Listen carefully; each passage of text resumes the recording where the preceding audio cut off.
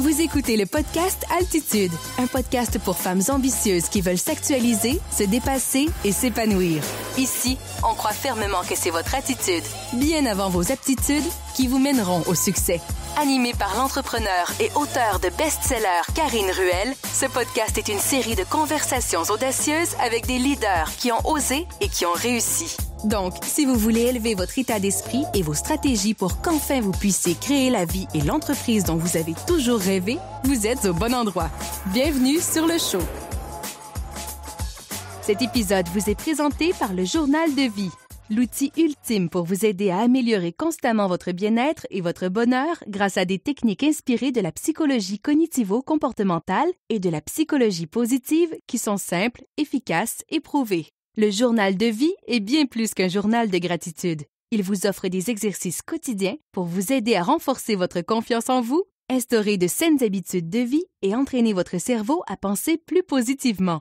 Pour en savoir plus sur le Journal de vie, rendez-vous sur www.journaldevie.com et utilisez le coupon podcast pour recevoir 10% de réduction sur votre commande.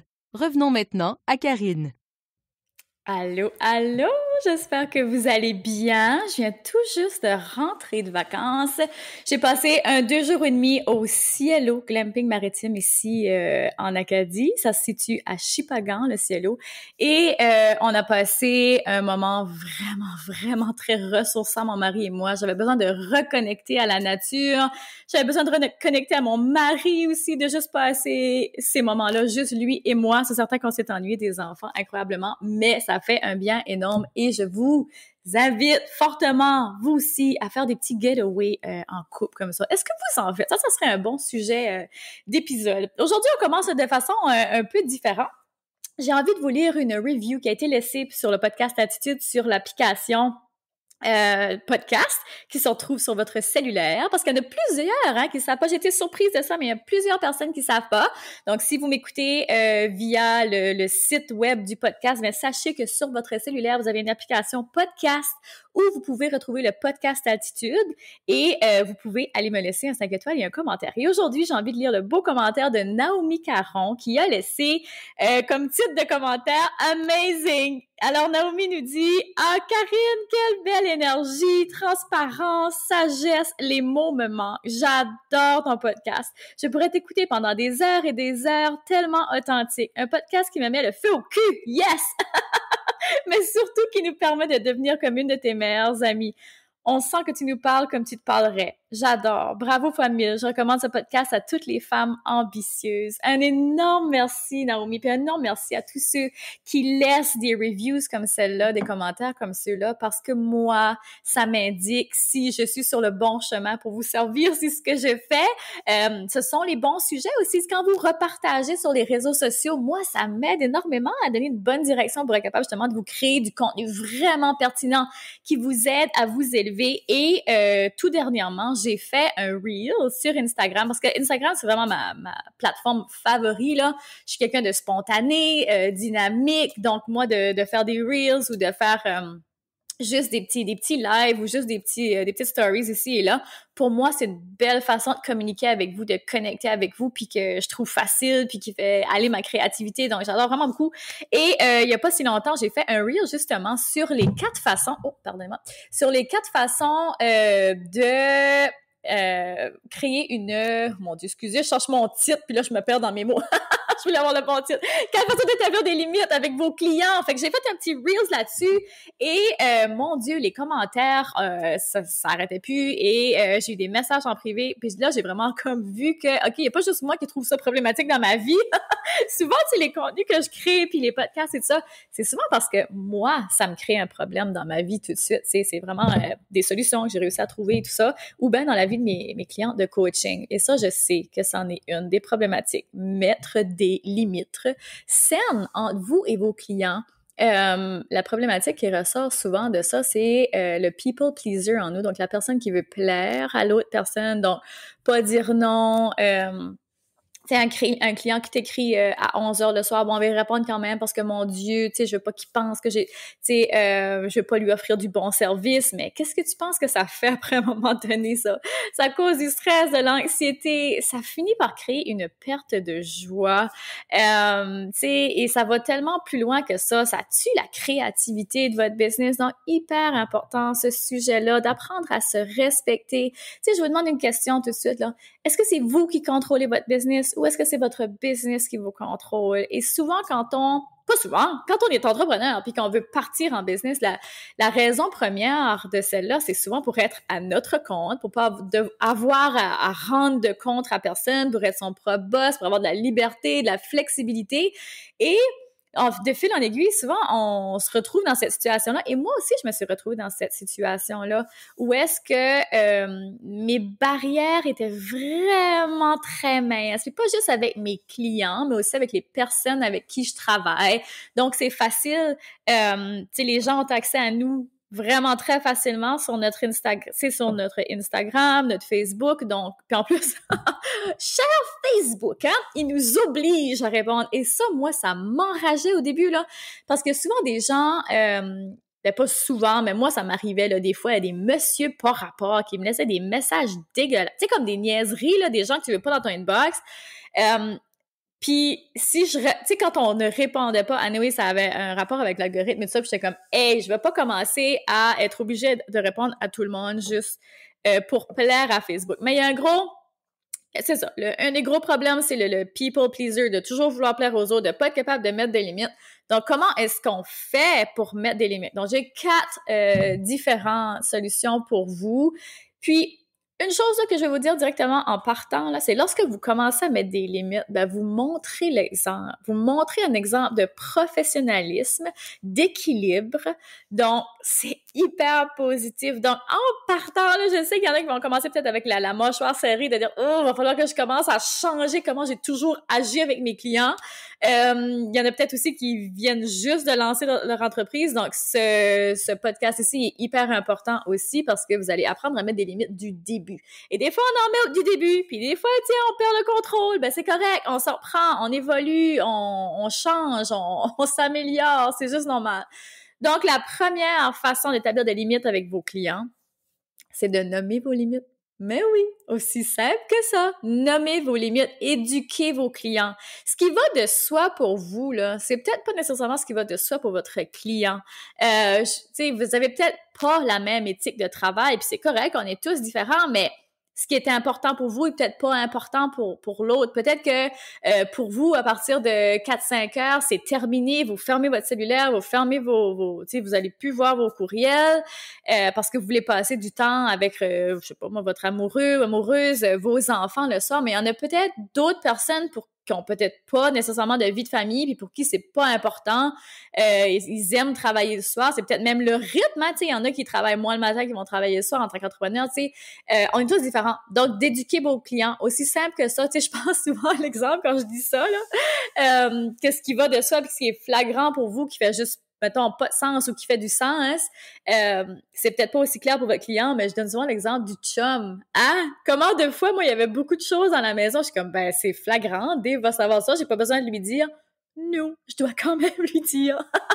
Fait que prenez, arrangez-vous pour ne pas vous mettre dans cette situation-là, tu sais.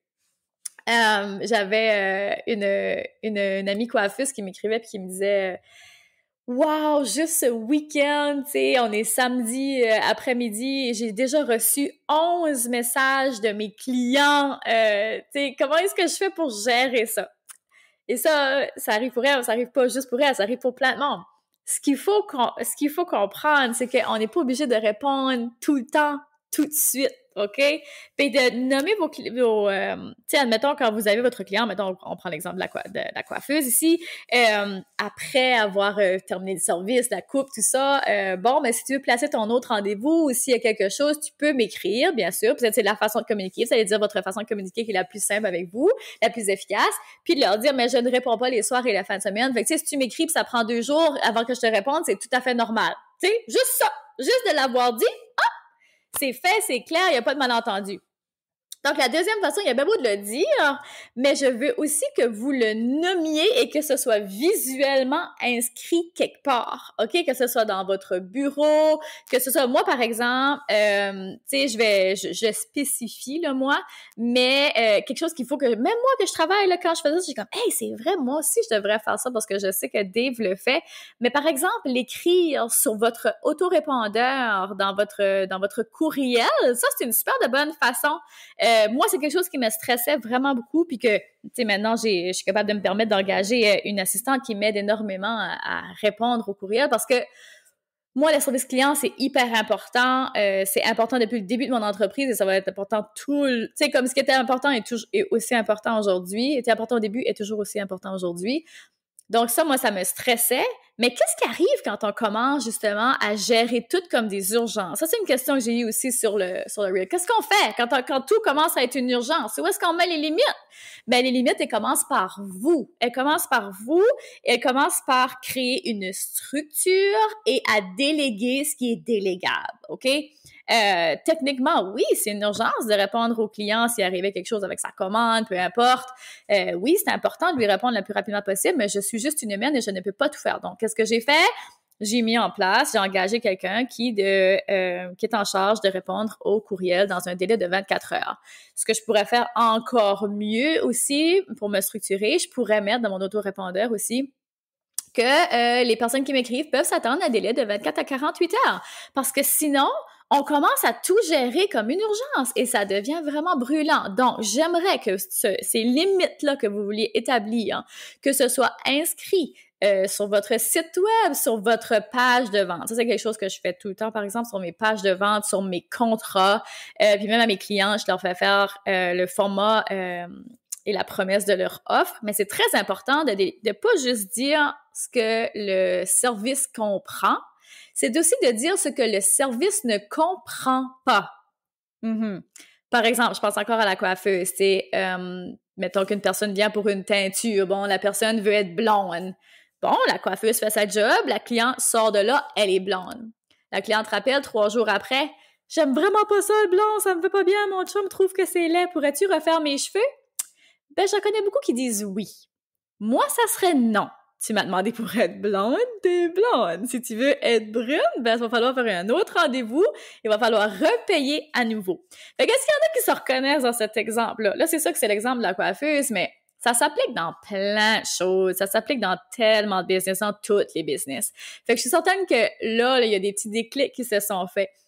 Donc, qu'est-ce que vous allez inscrire maintenant dans vos pages de vente, dans votre site web, sur votre courriel, dans votre autorépondeur? Tu sais, ça peut être aussi sur votre Facebook. Les autorépondeurs aussi, ça se passe partout. Ça se passe aussi sur Instagram, Facebook. Donc, puis de nommer le fuseau horaire aussi, ça, c'est important. Ça, c'est une autre chose. Faut pas créer de confusion parce que, souvent en français, le Canada et l'Europe, c'est complètement... il y a un gros décalage entre les deux. Donc, de nommer votre fuseau horaire, c'est aussi bien important de le spécifier. Ensuite, troisième façon d'établir des limites avec vos clients, ben, c'est de défendre son territoire, de rester ancré dans son pouvoir, de rappeler doucement aux gens vos limites. Par exemple, comme je disais au tout début, vous n'êtes pas obligé de répondre. C'est même moi, des fois, ça m'arrive d'écrire à quelqu'un parce que on communique beaucoup comme ça là pour beaucoup de business.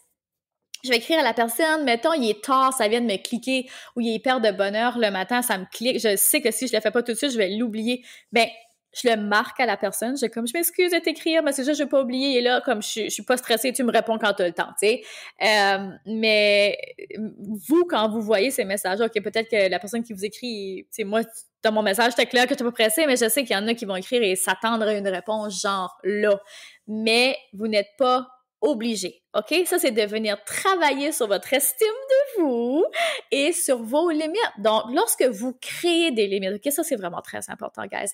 Lorsque vous créez des limites, vous instaurez puis vous maintenez le respect de vous-même, la confiance en vous-même aussi, et vous dégagez la confiance, vous dégagez le professionnalisme lorsque vous faites ça, et clairement, là, vous venez préserver, vous défendez votre territoire, vous préservez votre productivité, votre créativité, parce que si on commence à tout gérer comme des feux, c'est là qu'on se brûle, puis c'est là qu'on devient plus productif, puis c'est là que notre business c'est vraiment difficile de la faire thriver. Puis, vous envoyez le message, quand vous faites ça, c'est que vous envoyez le message que vous êtes digne de respect. Et c'est important. C'est important. Je sais que il y en a qui vont avoir peur. Tu sais, par exemple, je pense aux courtiers immobiliers où est-ce que la compétition est vraiment féroce. Et là, souvent, les gens vont me dire « Ouais, mais si je réponds pas, cette personne-là va aller voir un autre. » Oui, c'est un risque, c'est un des risques du métier, mais il faut aller un peu plus loin que ça. Quel genre de vie est-ce que vous voulez? Quel genre d'entreprise est-ce que vous voulez? Encore une fois, est-ce que c'est vous qui contrôlez votre entreprise ou est-ce que c'est votre entreprise qui vous contrôle? Si la réponse est que c'est votre entreprise qui vous contrôle, est-ce que vous êtes bien là-dedans ou est-ce que vous voulez instaurer d'autres façons de faire, d'autres systèmes qui peuvent être aussi efficaces? Parce que je ne pense pas, tu sais, admettons, quand on regarde les grandes compagnies qui ont des chiffres d'affaires incroyables, c'est clair que c'est pas juste la personne toute seule qui fait tout seule. Elle a instauré des systèmes au fur et à mesure qui a fait que elle a été capable de faire autre chose. Là, c'est pour vous, votre temps de famille, c'est important, puis que vous êtes tanné de répondre à des messages à 11h le soir. Je crois pas pour vrai que c'est ça qui va vous faire perdre votre client ou qui va aller voir une autre personne si vous n'avez pas répondu à 11h. N'importe quelle personne raisonnable changerait pas de personne juste pour ça, right? Et une autre question à vous poser, c'est avec quel genre de personne est-ce que vous voulez travailler? Tu sais, moi, cette question-là, je me la suis posée il y a longtemps et à date, mon Dieu, je tape sur tout bois, mais j'attire juste des gens qui sont hyper respectueux, hyper compréhensifs. Tu sais, j'ai jamais eu quelqu'un qui m'a répondu puis comme ça fait plus que 12 heures que tu m'as pas répondu. Tu sais, j'ai jamais eu ça pour vrai. Fait que les peurs et les fausses croyances viennent souvent de nous et pas nécessairement de l'extérieur. Donc, c'est un beau moment pour prendre l'introspection et de vous solidifier. Parce qu'encore une fois, le podcast est là pour solidifier l'entrepreneur et ça, c'en est une des limites à imposer. Donc, 4e façon d'établir des limites avec vos clients, respectez vos propres limites.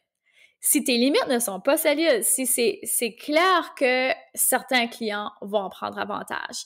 Si, admettons, vous dire, ben, you know what, par exemple, tu sais, dans les MLM, tu sais, j'avais dit, OK, là, ça suffit, à partir de 6h, je ne prends plus mes messages le soir, ou peut-être, ça aurait pu être la fin de semaine, ou peu importe, mais si après, à un moment donné, vous répondez, puis vous répondez un petit peu, puis répondez un petit peu. Ben, qu'est-ce qui arrive? La personne, ça crée des habitudes. On était des petites bêtes d'habitude, hein? Ça crée des habitudes, ça crée des expectations, des attentes. Donc, respectez vos propres limites à vous en premier. Ça, c'est un devoir. Puis je sais que c'est bien plus difficile à faire. C'est ça. C'est plus difficile à faire qu'à dire. Mais respectez vos propres limites. Soyez solide.